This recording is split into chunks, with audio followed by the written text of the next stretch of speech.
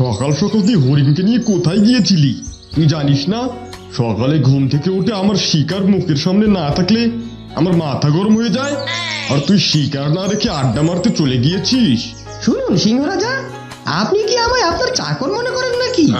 আপনি যখন যা হুকুম করবেন তখন আমাকে তাই হাজির করতে হবে। আমার একটা প্রেস্টিজ বলতে কিছু তো আছে নাকি? আমার মতো একটা হ্যান্ডসাম মিসকে শিয়াল এসব চাকরের কাজ করতে পারবে না কেন? হরিণ তো এসব কাজের জন্য একদম পারফেক্ট। আরে আরে, তোকে তো আমি কোনো শিকার ধরে আনতে বলছি না। শিকার তো আমার গুহায় সবসময় রেডিই থাকে। তুই শুধু আমাকে একটু সাজিয়ে দিবি, এর জন্য তোর প্রেস্টিজ চলে যাবে। সত্যি তোর অহংকার দিন দিন অনেক বেড়ে যাচ্ছে।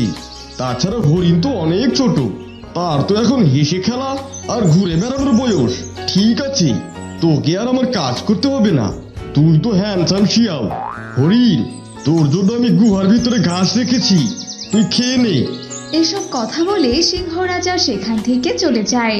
এই হরিণ, আমাকে তুই এখন থেকে ওস্তাদ বলে ডাকবি। যদি খালি শুনেছি যখন তখন যার তার সামনে মিসকে বলে ডেকেছিস, থাপ্পড় মেরে তোর কান লাল করে দিব। আমি এখন সকালে নাস্তা করব। তোর জন্য তো কচি ঘাস রেখেছে, আমার জন্য কি রেখেছে দেখি একবার। এই বলে মিচকে শিয়াল সেখান থেকে গুহার ভেতরে যায়।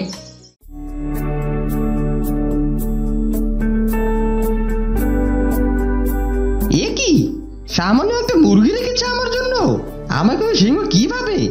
আমি কি বনের ফকির মিসকিন নাকি যে একটা মুরগি ভিক্ষা হিসেবে আমার জন্য রেখে গেছে?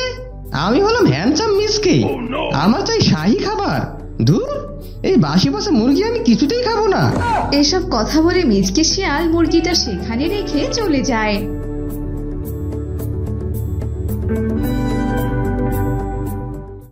কিছুক্ষণ পর এই মিচকে, মিচকে, কিরে কোথায় গেলি তুই? কি ব্যাপার, এত জোরে জোরে ডাকছি? মিচকে কি কানে তুলো গুজে রেখেছে নাকি? একে তো কাজের সময় পাওয়াই যায় না। সিংহ রাজা, মিচকে দাদাকে দেখলাম গুহা থেকে বনের ভেতরের দিকে যেতে।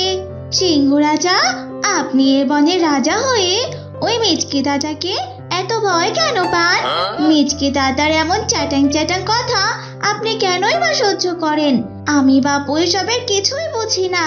আপনি তো নিজে পচা সরা শিকার খান, আর ওর জন্য কিনা ভালো ভালো শিকার রাখেন, আর তবুও আপনি ওর মনে পান না। আরে, আমি হলাম এ বনের রাজা, আর আমি রাজা হয়ে যদি রাজার মতো ব্যবহার না করি তাহলে কি তোরা আমায় রাজা বলে স্বীকার করবি? আমি তো চাই এ বনের সবাই মিলেমিশে একসাথে থাকুক। আর মিচকে, দেখবি সে একদিন সব বুঝতে পারবে। আসলে ওর তো কোনো দোষ নেই, দোষ হলো ওর বয়সের। তা শোন, আমি একটু বনের বাইরে যাচ্ছি, রাতে খাওয়ার জন্য শিকার ধরতে হবে। আচ্ছা আচ্ছা, ঠিক আছে সিংহ রাজা, রাত হওয়ার আগে গুহায় আপনি ফিরে আসবেন। আপনাকে ছাড়া তো আমি আবার কোনো খাবারই খাই না।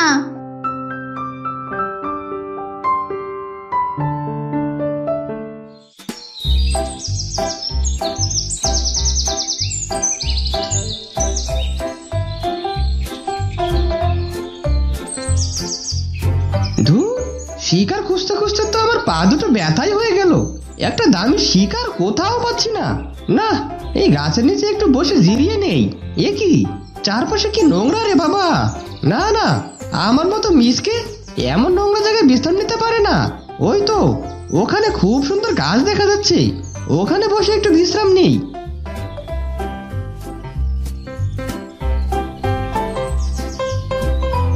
এরপর মিচকে শিয়াল ঘাসের উপর শুয়ে পড়ে। কিছুক্ষণ পর ওখানে একটি ছাগল আসে আর মিচকের চারপাশে ঘাস খেতে থাকে। আরে আরে, কেমন জানি বিশ্রী একটা গন্ধ পাচ্ছি। এতক্ষণ তো কোনো গন্ধ পাইনি। কেউ আবার আমার পাশে হাগু করে দিল না তো? আরে, এ তো ছাগল, এর শরীর থেকে তাহলে গন্ধটা আসছে। কি রে ছাগল, তোর তো সাহস কম না, আমার পাশে এসে ঘাস খাচ্ছিস? এই, তোর মালিক তোকে গোসল করিয়ে দেয় না? ওয়াচ্ছু, আবার দেখছি পায়খানাও করে দিয়েছিস। ইচ্ছা করছে তোর গালটা মোটকে খেয়ে ফেলি, কিন্তু তোর শরীর থেকে যে পরিমাণ দুর্গন্ধ বেরোচ্ছে, তোকে খাওয়া তো দূরের কথা, তোর কাছেই তো যেতে পারছি না। আরে আরে মিচকে, তুই নিজেকে কি মনে করিস বলতো?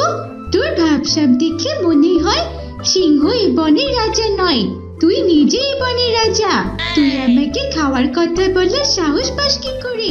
হ্যাঁ, আর আমাকে বলছিস আমি নোংরা? আর তুই মনে হয় জলে গোলাপ মিশিয়ে গোসল করিস, খাস তো যত শত মরা পশু। আর শোন, আমার শরীর থেকে বিশ্রী গন্ধ আসছে না, তোর শরীর থেকেই তো বিশ্রী গন্ধ আসছে। আর সেই গন্ধে পুরো বনটা একদম দূষিত হয়ে যাচ্ছে। আমার মালিক তোকে পেরে না পিঠে ছাল একদম তুলে দেবে। ওই দেখ, আমার মালিক এদিকে আসছে। ওরে বদমাস ছাগল, তাই তো বলি, আমাকে এভাবে কথা বলার সাহস তুই কি করে পাস? তোর মালিককে দেখে তোর সাহস বেড়ে গেছে তাই না? আজকে তুই তোর মালিকের জন্য বেঁচে গেলি, এরপর তোকে পেলে সেই দিনই হবে তোর শেষ দিন। এই সর সামনে থেকে, নোংরা ছাগল কোথাকার। এই বলে মিচকে শিয়াল সেখান থেকে চলে যায়। এভাবে কেটে যায় সেই দিনটি।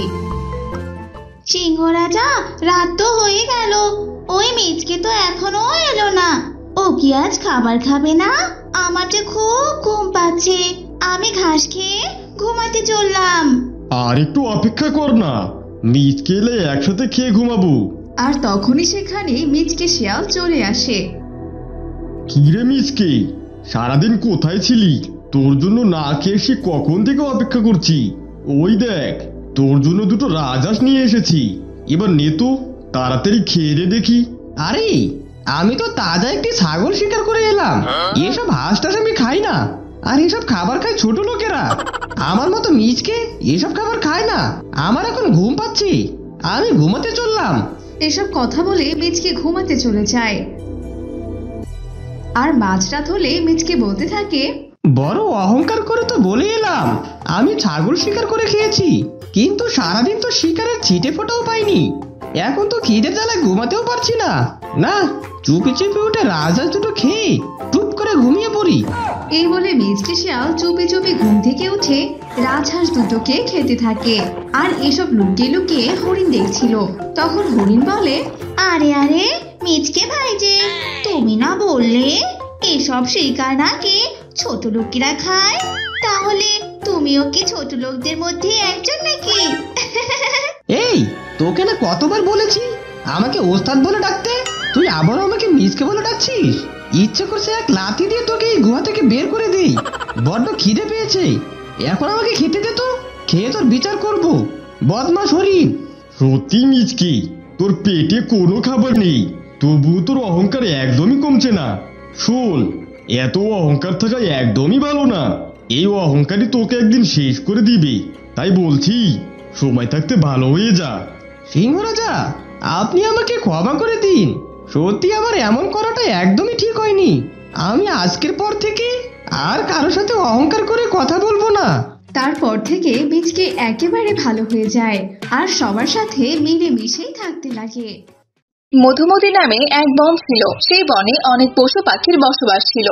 সবুজ শ্যামল সেই বনে বাঘ, সিংহ ও শিয়ালের মতো ভয়ঙ্কর কোনো পশু পাখিরা ছিল না। তাই সেখানকার পশু পাখিরা অনেক সুখে শান্তিতে বাস করছিল। সে বনের সবচেয়ে বুদ্ধিমান পুরনো প্রাণী ছিল বক। বক এখন বৃদ্ধ হয়ে গেছে, তাই সবাই তাকে অনেক সম্মান করে। বনের প্রাণীদের মধ্যে যদি কারো ঝগড়া হয়ে যায়, তার সমাধানও বক করে দেয়। এমনই একদিনের কথা। বক মামা, শোনো, আমি তোমার কাছে একটা বিচার নিয়ে এসেছি। তুমি এর একটা সঠিক বিচার করবে, নইলে কিন্তু আমি তোমার উপর ভীষণ মন খারাপ করব। ঠিক আছে রে বাবা, বল দেখি তোদের কি বিচার করতে হবে। আমার গুহাটা দেখে আমি কয়েকদিনের জন্য মাসির বাড়িতে বেড়াতে গিয়েছিলাম। এসে দেখি এই খরগোশীটা আমার গুহাটা দখল করে নিয়েছে। এখন আমাকে বলছে এই গুহাটা নাকি ওর। এখন তুমি বলো তো, আমি এখন কোথায় থাকবো? এই যে খরগোশ, শুনছো? তুমি কিন্তু একদম আজেবাজে কথা বলবে না। ওই গুহাটা আমি ফাঁকা পেয়েছি, তাই ওই গুহাটা আমার। আমি কিছুতেই ওই গুহাতে কাউকে থাকতে দিব না, এই আমি বলে দিলাম। ওরে থাম রে থাম, সামান্য একটা গুহা নিয়ে যখন তোদের দুজনের মধ্যে এত ঝগড়া হচ্ছে, তাহলে আজ থেকে ওই গুহাটা তোদের দুজনেরই। আজ থেকে তোরা দুজনেই ওই গুহাতে থাকবি, কিন্তু তোদের একসাথে থাকতে হলে তো তোদের বিয়ে করে থাকতে হবে। তোদের যেহেতু বিয়ের বয়স হয়ে গেছে, তাই আমি তোদের বিয়ে দিয়ে দিচ্ছি। এ নিয়ে কিন্তু তোরা আর কোনো কথা বলতে পারবি না। এই আমি বলে দিলাম। এই তোরা কে কোথায় আছিস? তোরা খরগোশ আর খরগোশের বিয়ের ব্যবস্থা কর। কারণ খরগোশীও খরগোশকে পছন্দ করত, এজন্য সেটা খরগোশের গুহা জানা সত্ত্বেও ইচ্ছে করে তারা গুহাতে চলে আসে। খরগোশকে বিয়ে করব শুনে খরগোশ অনেক খুশি হয়।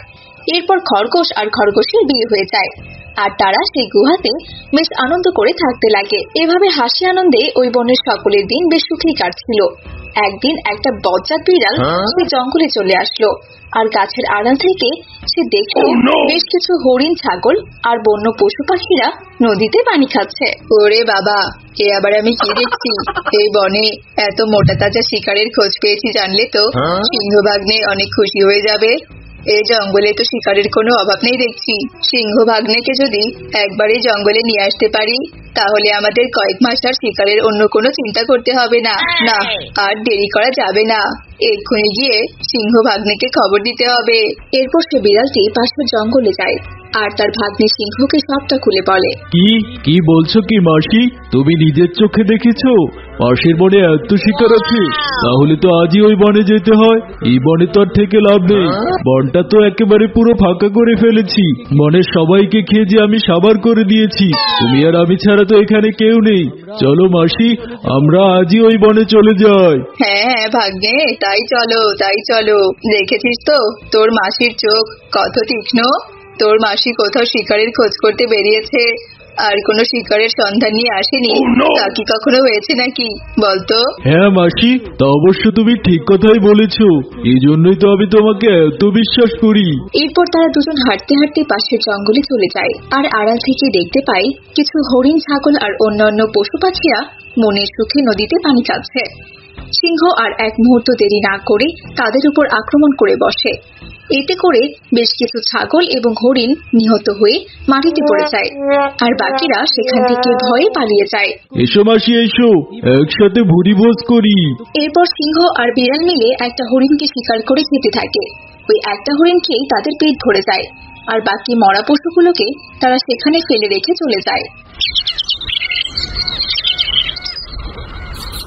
পরদিন সিংহ আর বিড়াল শিকারের খোঁজে বের হয়, আর দেখে বেশ কিছু ছাগল এক জায়গায় লুকিয়ে আছে।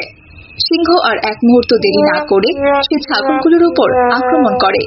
এতে করে বেশ কিছু ছাগল নিহত হয়, আর বাকি ছাগলগুলো সেখান থেকে পালিয়ে যায়। সিংহ শিকার করা ছাগলগুলোর মধ্যে থেকে একটি ছাগল নিজে খায় এবং তার মাসিকেও খেতে দেয়, আর বাকি ছাগলগুলো সেখানেই ফেলে রেখে চলে যায়। পরের দিন বনের পশু পাখিরা মিলে একটা সভার আয়োজন করে। এভাবে তো আর চলতে দেওয়া যায় না, ওই সিংহ আমাদের বন্ধুদের মেরে ফেলেছে। ওই সিংহকে তো আমরা ছাড়তে পারি না। শুধু কি আর মেরে ফেলেছে, ওরা তো অকারণে পশু পাখিগুলোকে মারলো, তার উপর আবার ঠিক মতো শিকারগুলো খেলো না। অনেকগুলো পশু পাখি মারে এবং তাদের মধ্যে থেকে এক দুজনকে খেয়ে বাকি পশুগুলোকে ফেলে রেখে চলে যায়। কত বড় বদমাইশ সিংহ সে! ওই ব্যাটাকে তো শায়েস্ত করতেই হবে। ঠিক তখনই সেখানে বক এসে উপস্থিত হয়। ওই তো বক মামা চলে এসেছে, এবার আমাদের আর কোনো চিন্তা নেই। বক মামা নিশ্চয়ই আমাদেরকে ওই সিংহের হাত থেকে রক্ষা করবে। কি গো বক মামা, তুমি কি আমাদের সিংহের হাত থেকে বাঁচাবে না? আরে দাঁড়া ভাগ্নে দাঁড়া, এত অস্থির হোস না তো। বিপদের সময় অস্থির না হয়ে ধৈর্য ধরতে হয়, তবে ওই সিংহকে শায়েস্ত করতেই হবে। তার জন্য আমাকে একটা তো উপায় বের করতে হবে, কিন্তু কি করা যায় সেটাই আমি ভাবছি। মাথায় একটা বুদ্ধি এসেছে। শোন সবাই, অনেকদিন আগে একটা শিকারী আমাদের বনে এসেছিল পশু শিকার করতে। তখন সে তার আত্মরক্ষার জন্য একটা তলোয়ার এনেছিল, কিন্তু দুর্ভাগ্যবশত সেই শিকারীটা বাঘমামার পেটে চলে যায়, আর তার তরোয়ালটা আমি যত্ন সহকারে রেখে দিয়েছি। এবার ওই তলোয়ারটা দিয়েই আমরা ওই দুষ্ট সিংহকে শায়েস্ত করব, আর এই কাজটা করবে বানর। এটা আমি কি বলছো বাবা? আমি কিনা সিংহের সাথে লড়াই করব? এটা তো ইম্পসিবল বাবা। আরে ভাগ্নে, তোমাকে তো লড়াই করতে হবে না, তোমাকে শুধু বুদ্ধি করে ওর ঘাট থেকে মুন্ডুটা আলাদা করতে হবে। তাছাড়া সিংহ তো আর তোমাকে আক্রমণ করতে পারবে না, কারণ তুমি এক গাছ থেকে অন্য গাছে লাফিয়ে লাফিয়ে যেতে পারো, যে কাজ তুমি ছাড়া বনের আর কোনো প্রাণী করতে পারে না।